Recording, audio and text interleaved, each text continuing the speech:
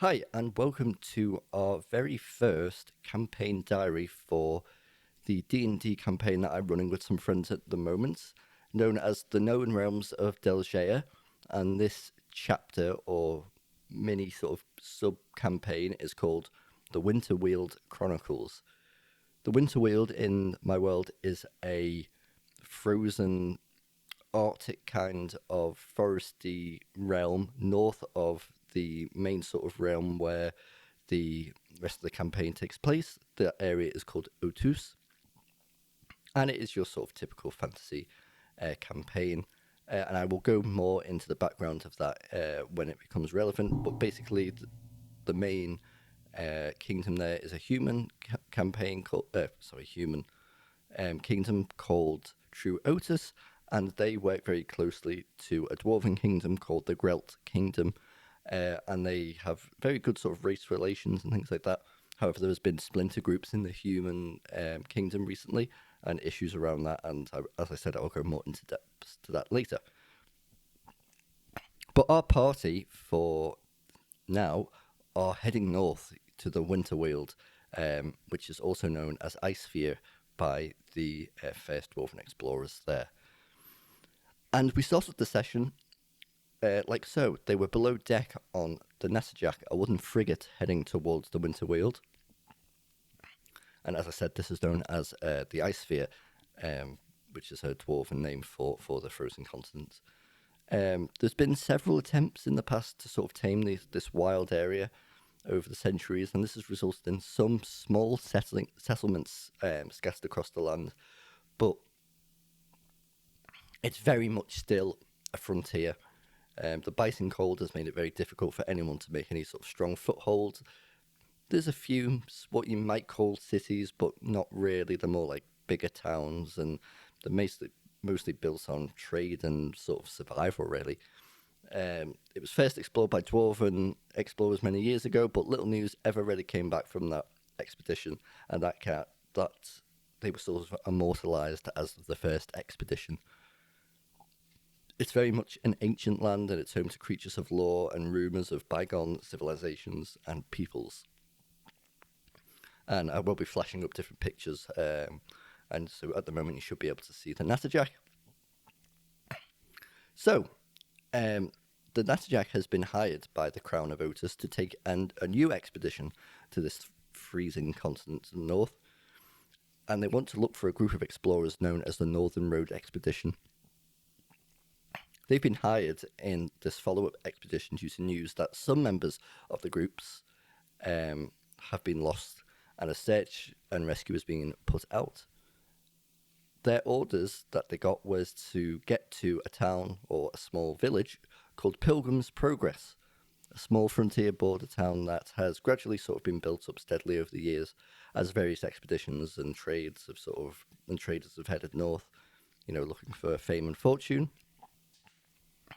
They're hoping to meet the Northern Road's head of security. They don't have a name yet for it, but they know one name, and that is who they are looking for: the expedition lead, Esara Hannastad, and her two confidants. So, sat with the party below deck are various races of explorers, mercenaries, traders, all people just heading north. But at the head of the table is a blonde human, and he is called Captain John Threepwood. You may know if you've played Monkey Island, where I got that influence from. But yeah, he is captain of the Natterjack, and he is in conversations with a stout dwarf sat next to him called Destegma. And on Destegma's lapel is an iron badge with the initials BOI engraved into it. And he explains that he is a member of the Brotherhood of Iron, which is a dwarven guild devoted to preserving history and artifacts. They collect ancient items, especially related to dwarven history, and they share them with museums across the realms. And within that guild, members work together to keep dwarven heritage alive by sharing the knowledge and stories of the past. He explains that the Brotherhood of Iron have also had an expedition in the Winterweald that has been present for some time, and he's hoping to meet up with them, with his guildmates, and sort of help them on their quest. There are a few other members, like crew members of the Natterjack. There's a few elves, dwarves, things like that.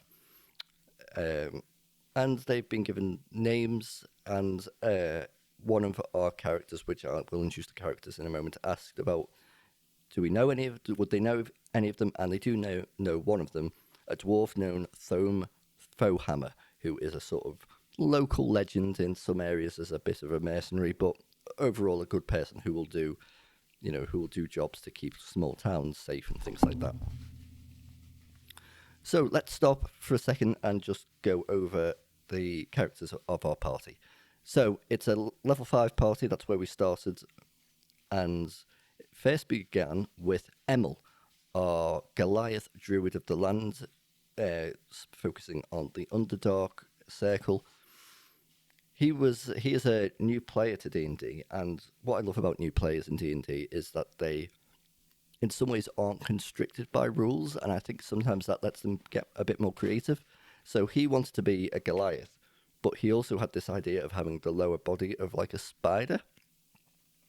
Now there are arachnid human, sort of almost like a centaur, but with a spider kind of races in my world, and there are custom sub races on D&D Beyond, which I may end up changing him to, but at the moment he's a Goliath, but I've added sort of a few little flavour things for it. And I loved watching him create his character over time, because he only created the character about half an hour before we started to play on D&D Beyond. I just sat with him, and he had all these ideas that really, maybe are a bit rule-bendy, but it was cool. And with our table, and some of the people that we played with have played with us before, they're very much cool with the idea of, if it sounds awesome, yeah, let's do it, as long as it's not game breaking and stuff like that. So yeah, he is a half Goliath, half spider. He's pretty big, and he's got like a mask with a goat's skull on it with like big antlers coming out of it. And yeah, his name is Emil. Then we have Jerry, the human wizard. He is a sort of crazy looking wizard with, sort of wizardy robes and things like that. And the player who plays Jerry, he at the moment is sort of getting into that sort of the feel of role playing and stuff like that. So when I was asking him questions to sort of describe the character, he would go to the character sheet and describe it off that. So what we were trying to promote to him was like, hey, it can be whatever you want, just because you haven't written it down. Tell me what you think he looks like, and once that happens, we started to get a picture of that. Jerry is just like a crazy wizard, basically. But I'm sure we will see more as we go on. We then have Leaf, the human druid, another circle of the land. She is more of the typical kind of druid, animals and leaves and things like that. The player for Leaf, she has played a little bit of D&D before, but she really got into it as well. They were all given new notepads as well to make books out of, and she really loved that idea, the campaign journals, and we have like different stickers of all fantasy stuff, and she loved that kind of stuff. So in terms of backstory, they're still developing this, so I'm just going to give you a very sort of brief description. We then have Loop Motton, a gnome rogue assassin. This is one of the players who has played D&D with me for a while now. It's also my partner, and she this is a character that she used briefly when we first sort of explored playing D&D, and she sort of had a reset on that and brought it into this campaign. She's small. She's a forest gnome, I believe, so she's got like her clothes are sort of influenced by that as well. So she might be wearing leathers and stuff like that, but she also has like bits of leaves, and things like that to sort of give her a nod to her heritage.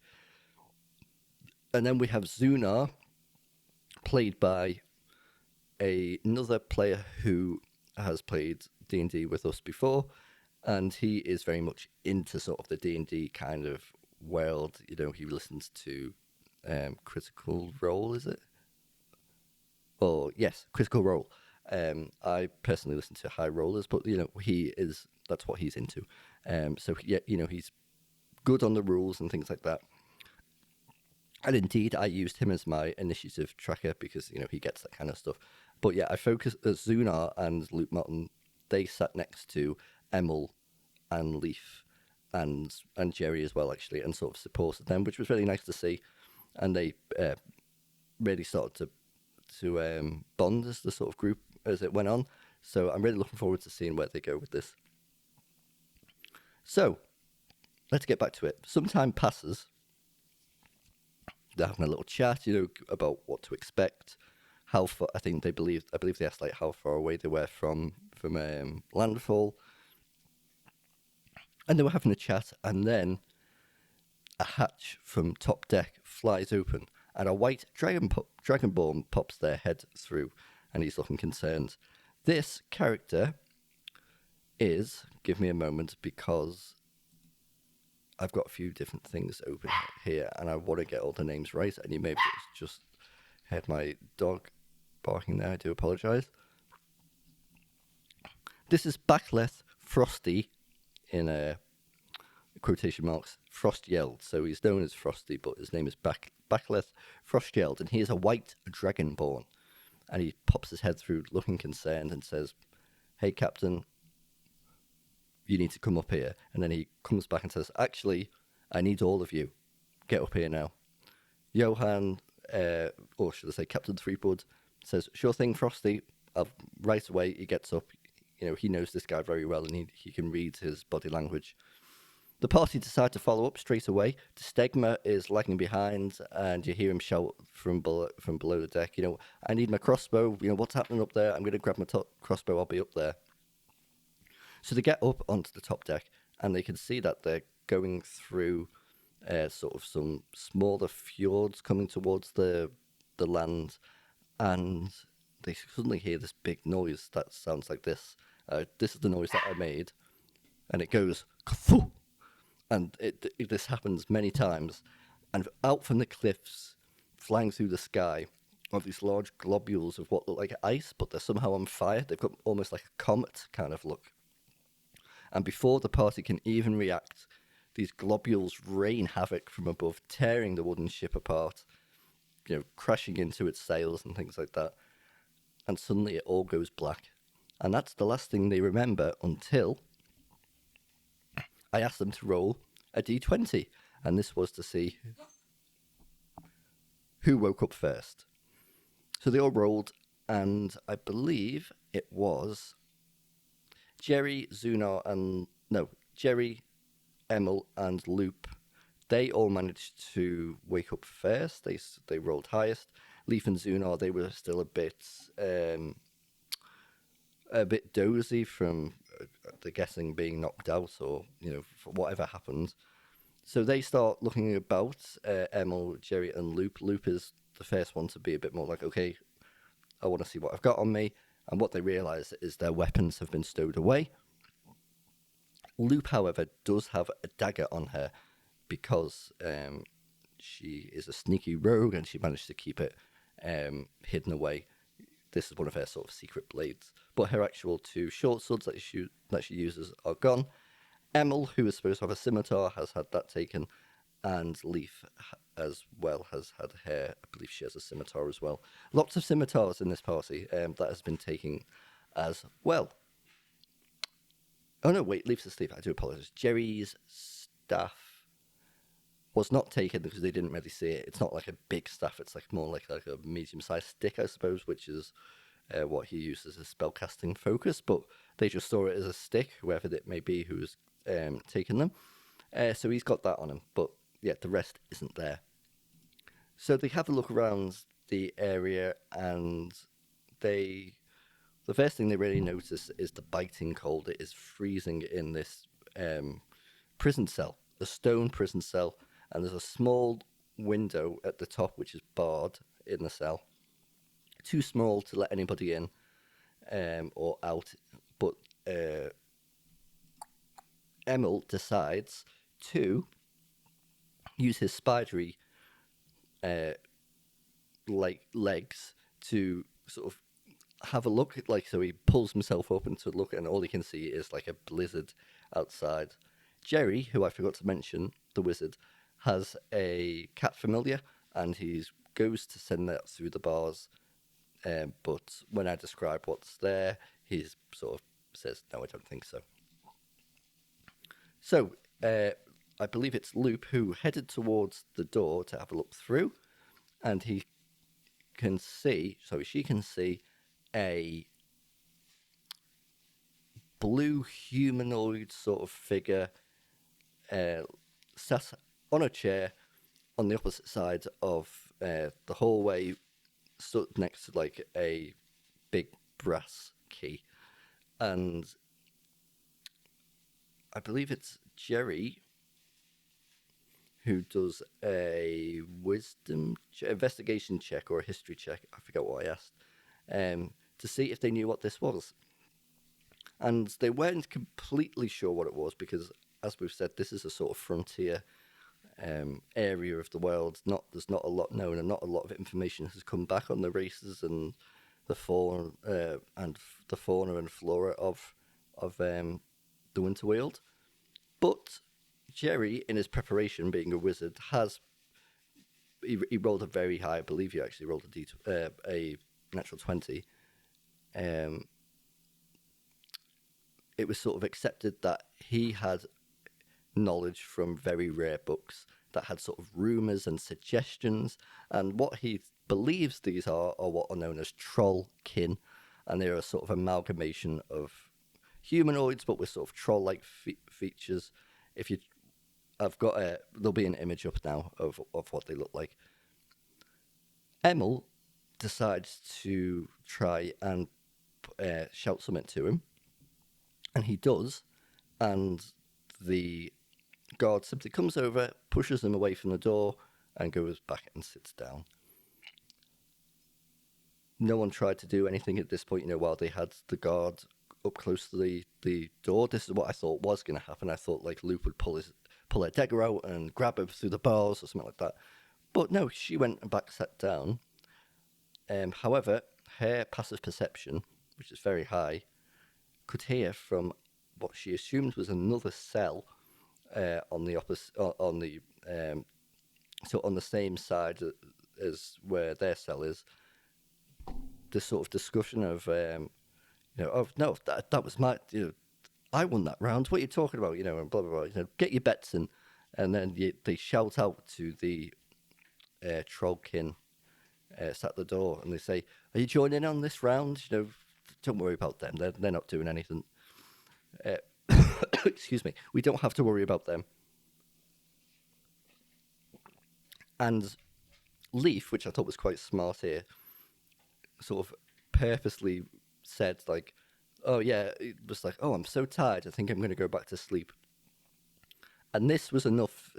She rolled, and that was just enough to convince that they weren't any trouble really. They weren't going to try and break out. And he went and joined what they assumed was like a poker game or some kind of card game with the rest of guards. And indeed, what has happened is they have turned the other cell into a sort of recce room for the guards.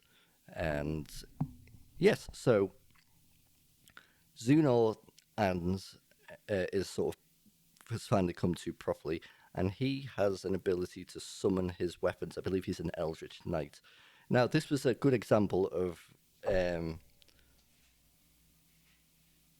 because we're all still pretty new to D&D. I mean, really, compared to people who've been playing for years or decades or whatever.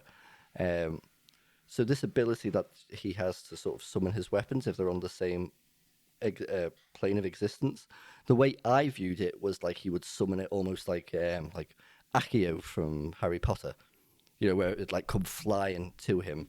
And indeed, I used my understanding of it for the next part to happen.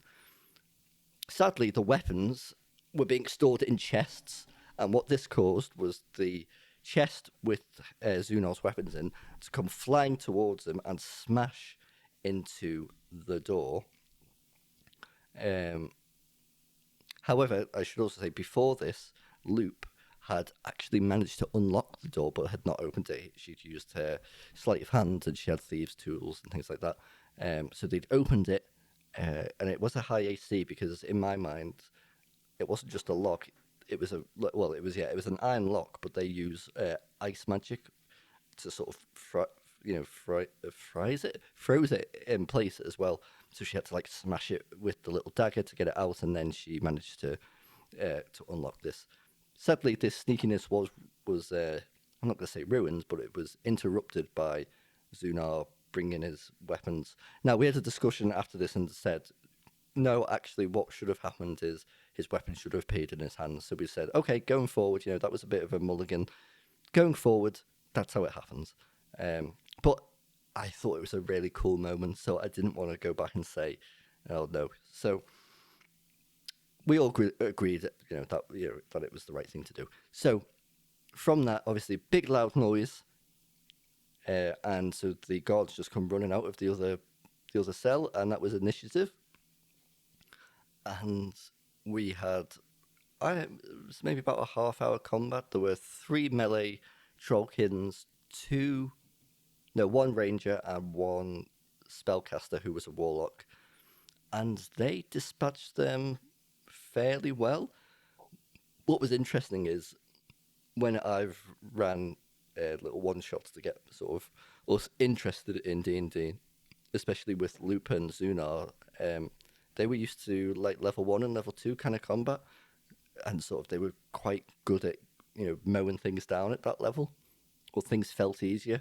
This at this level, HP is a lot higher, AC can be a bit higher, but it was a real good fight, and I think for the new people as well, and the fact that when I was building the encounter, sometimes I get a bit too stuck in like, well, they're guards, so they have swords and shields, so they're all melee. But I was like, you know what? No, let's, I want to diversify it, and it really did diversify the combat and the encounter, and they were good. So, I'm not going to go, roll and by roll and round by round, but basically, Emil wild shaped into a bear, but he had this idea that no matter what he turns into with wild shape, there's still part of that spideriness to him. So he was like this spidery bear monster, which I thought was really cool. And so I decided that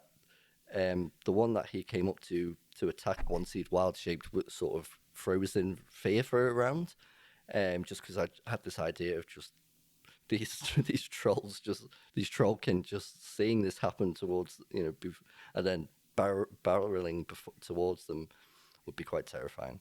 So he was very much using his wild shape, biting and clawing, and I believe he was biting well, but his follow-up attacks went landed great. Jerry was hurling fireballs, the first fireballs we've ever actually played with during our D&D career. That was good. That took off a chunk of health. Leaf was doing supporty kind of druid stuff, which was cool. It helped heal Zunar, who took a real beating. Zunar's character is really cool. There's this Goliath fighter, Eldritch Knight, just getting in there. Loads of rounds, loads of attacks per round. And Luke Mountain was being sneaky as usual. She's playing it really tactically at the moment. And yeah, she got some like good stealth attacks and things like that. I believe the last one to survive was actually the one of the melee, because they actually went in, rightfully so, for the warlock and the ranger that were really peppering the party, and the warlock got off quite a few eldritch blasts, but they got it down, and I believe it was Zunar who took most of the damage. You know what? I've got it on D&D Beyond, so like the actual rolls. So maybe in the future I could go into a bit more depth. Yes, so Zunar was left with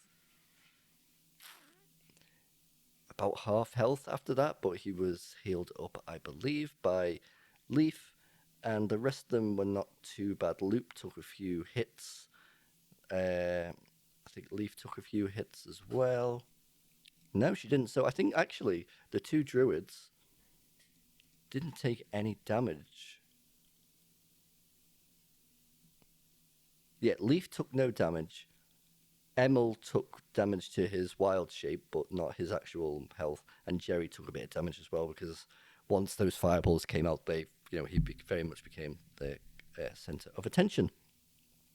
So the sounds of the battle faded, and there was some loot to pick up. And let me see. This was homebrew loot. Um, so they got a troll tooth necklace, which helps with intimidation checks. Grants advantage for that. So that was quite a fun idea, all these troll teeth. If you wear that, it's quite intimidating. A trollbane salve, which was a potent ointment crafted from herbs and the blood of trolls. Um, when applied to a weapon, it imbues it with the ability to deal additional damage to trolls for a limited time. I think I gave it 1d6 damage, acid damage extra, and then a troll blood potion, which I lifted straight from World of Warcraft, which is just like a small regeneration, like a health potion. But I wanted to give it a bit of a negative effect, so I had this idea that troll's blood potion it's almost like a poison in a way, like people from Otis who have not been to the Winterweald, they wouldn't be used to the sort of herbs used, and indeed not troll's blood. So the next healing potion that they use after this is actually going to have like its healing powers. I'm thinking halves, maybe quartered. I'll see how I feel. But yeah, they got that, and yeah, as I said, the battle sounds dropped, and what they could hear, what they think from below, was this horrendous screaming and another guy's panicked voice saying, "Please don't, please stop, focus on me instead. He's done nothing wrong." And that is where we ended. It was a really good start. I kind of wanted to treat it as a bit of a one shot for the new players to see if they liked it. And from what I can tell in the discussion we had afterwards, it went really well indeed, and they really enjoyed it. And I'm really looking forward to the whole campaign really. It's something that I've really worked on and built, and I really like the lore and the characters. I'm looking forward to introducing you to the more characters as we play more. I've built creatures that are endemic to the area and enemies and places. There's so much to explore, and I'm really excited to see what they do with it. I'm hoping it's going to be a bit of a sandbox campaign. I've got a sort of idea of I guess there are things in play in the world that they may or may not interact with. We'll see what happens. I think they like the idea of not a railroad, but they like to engage in like a central story, I think, and then offshoot, their own little things like that. So I imagine they are going to engage with the story. I certainly hope so. So yeah, that was our first session, and this was my first idea of a campaign diary. I will get much better as I do it more, I'm sure. Please subscribe if you liked it, or there is also going to be gaming content on here, mainly just me chilling playing games. It's not going to be anything too intense. However, if you want something a bit more intense, please go to the Midian and Three Peak channel. That is my old channel, which has recently changed into a duo channel with my friend Ian, also known as Three Peak. We play multiplayer games. We also play extra games with our friends as well, who come and join every now and then. It's not serious. It's just fun. And, we don't take ourselves seriously. And I think you will enjoy it if you just like a chill time. If you're looking for high grade gameplay, when we're not the people for you. But if you want to have a laugh and just hear people bullshitting while enjoying some games, that's the channel for you. So yeah, thank you for listening. I hope you enjoyed it, and hope you enjoyed looking at some of the pictures of the Winterweald and the characters within. I'm not sure when the next session is going to be. However, once that is done, I will upload another one of these campaigns.